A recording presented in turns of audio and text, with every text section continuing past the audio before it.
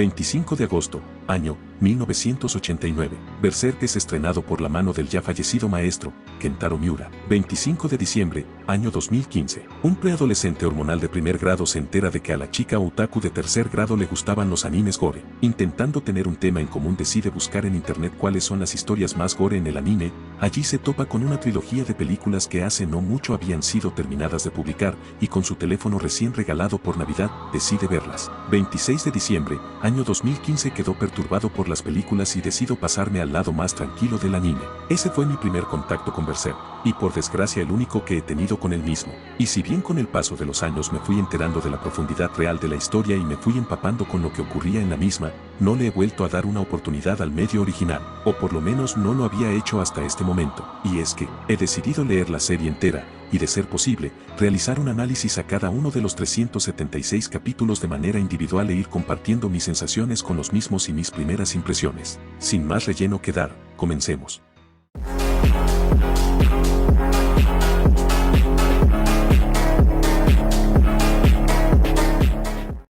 La historia inicia con lo que evidentemente es una declaración de intenciones. Mil cosas ya han sido dichas respecto a las primeras páginas del manga, y si bien las acciones de Guts en estas páginas resultan un tanto incoherentes con respecto al personaje que se nos terminará desarrollando más adelante en la historia, hay un momento que me gustaría remarcar de esta presentación, y es esa mirada. Una mirada casi asqueada, o, tal vez, incluso avergonzada con lo recién ocurrido. Podríamos divagar sobre qué interpretación darle a este panel, pero en lo personal, viendo las acciones que cometerá más adelante en el mismo capítulo sin este tipo de expresiones en su rostro, me da a entender de cierto modo que la mirada no va tanto hacia la criatura, sino, más bien, hacia lo ocurrido.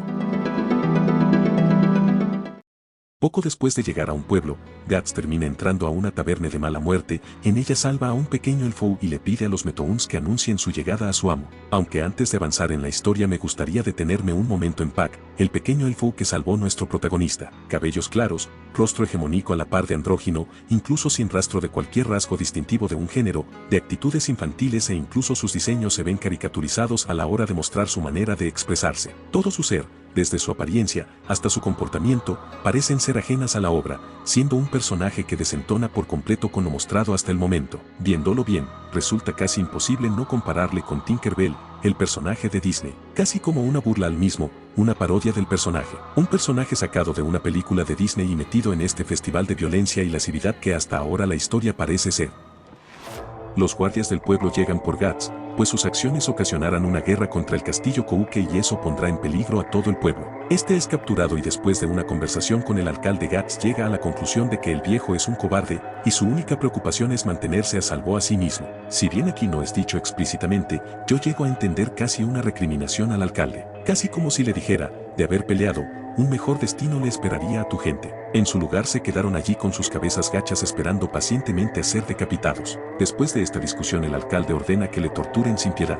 La única condición es dejarle con vida. Y aquí, en este panel me gustaría detenerme un momento. Para mí, este dibujo hace una referencia casi calcada a la imagen del Jesús en la cruz, siendo atravesado por la lanza del Angino, poniendo a Guts en la posición de Jesús. Y si bien, en ningún momento se nos ha dado el mensaje de que él mismo sea alguna clase de Mesías, para mí, sí está bastante cerca de serlo, o al menos, esa impresión dejará más adelante.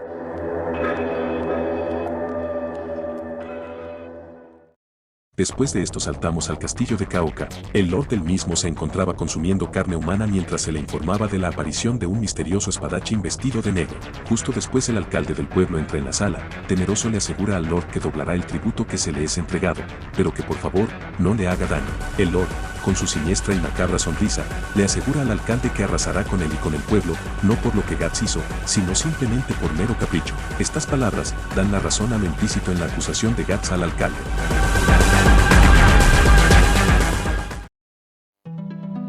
Una vez más, saltamos de regreso al calabozo junto con Guts. Él mismo se encontraba inmóvil por la tortura propinada, y mientras aterrado observa a una peculiar criatura acercarse a él, escucha las llaves caer al suelo junto a una brillante y familiar figura. Pac regresa para ayudar a Guts, intentando auxiliarle se acerca a él, pero cuando está a punto de tocarle Guts le grita, no desea ser tocado. Pac le tranquiliza y le muestra que posee la habilidad de curar heridas, entre muchas otras, una de ellas siendo la capacidad de sentir las emociones de los demás. Gracias a esto Guts permite que le toque e incluso accede a hablar con él. le da su nombre y posteriormente sale a colación la marca en su cuello. En una expresión casi burlesca explica que los causantes de la marca pronto vendrán a matarle y dejarán este pueblo hecho cenizas. Puck alcanza a sentir que no solo había odio en el corazón de Guts, también había tristeza, había miedo.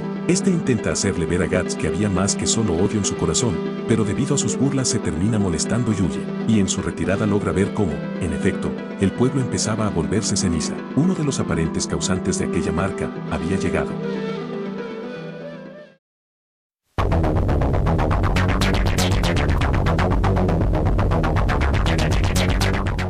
Se hace la presentación de la faceta violenta de Lord, una imagen en donde se nos deja en claro que esta criatura es un monstruo con todas las letras de la palabra. Una presentación a lo que realmente es un apóstol.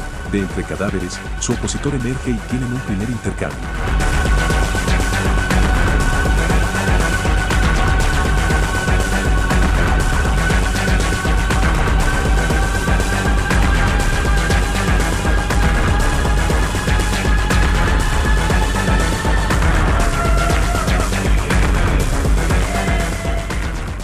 Después de esto, el Lord se desprende de su forma humana y el primer apóstol se nos es presentado.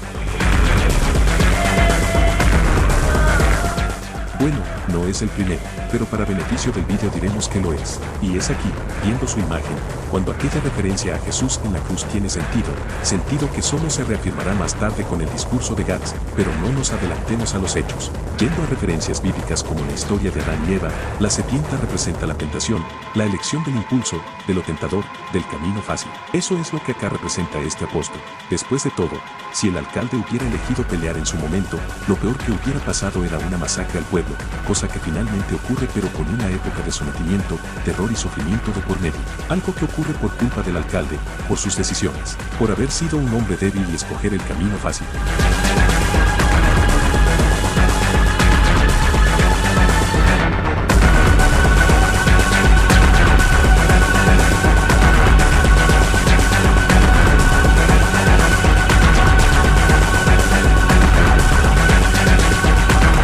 Después de una espectacular y visceral batalla, Guts finalmente logra vencer a la abominable criatura, y en un acto casi impropio, o por lo menos así parece según lo que se nos ha mostrado. Da un discurso. En él habla sobre cómo los humanos en general, a pesar de ser tan frágiles y débiles, poseemos una gran capacidad para resistir el dolor y salir adelante. Un discurso que para mí, vuelve lógica la semejanza entre aquel panel y la imagen anteriormente dicha. Mientras que el alcalde representa la debilidad del hombre, agachando la cabeza y siguiendo las órdenes de la tentación, lo cual lo lleva a su eventual autodestrucción. Guts es la representación de la fortaleza misma, desde su resiliencia a la hora de mantener sus ideales mientras le torturan, hasta su casi obsesiva voluntad de levantarse y seguir luchando sin importar cuán herido esté. Al igual que Jesús, Guts está aquí representando la raza humana en general, y al igual que él, rehúsa el camino fácil y avanza hacia lo desconocido.